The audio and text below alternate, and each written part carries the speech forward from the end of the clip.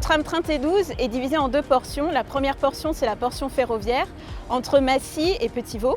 Elle est dite ferroviaire parce que le tram-train T12 va remplacer le RER C et il va rouler comme un train.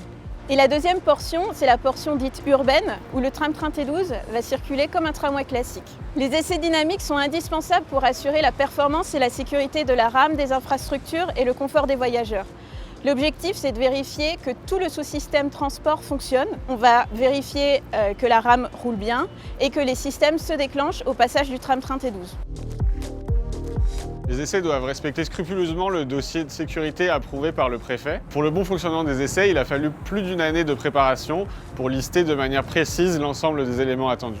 Pour faire les essais dynamiques, on va d'abord réaliser des essais sur des portions plus petites où on va tester par exemple l'alimentation électrique, les essais de freinage ou aussi la traversée des carrefours. L'objectif, c'est de faire déjà ces essais à une vitesse réduite et on va monter en vitesse au fur et à mesure sur tout le linéaire. Et l'ensemble de ces essais prend environ 4 mois. Le principal défi est d'arriver à se coordonner entre la section ferroviaire et la section urbaine.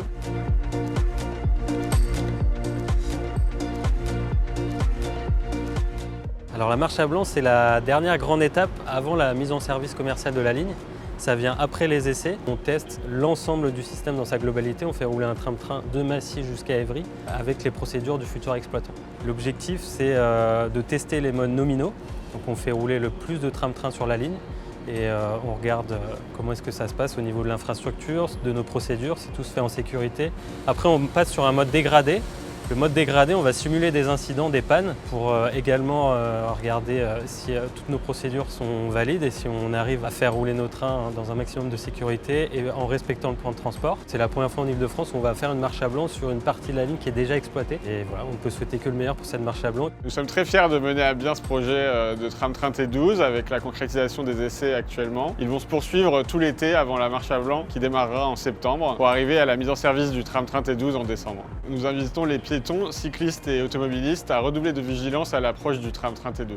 Après toutes ces années de travail et d'investissement, je suis très heureuse de voir circuler le tram-train T12 et même très émue.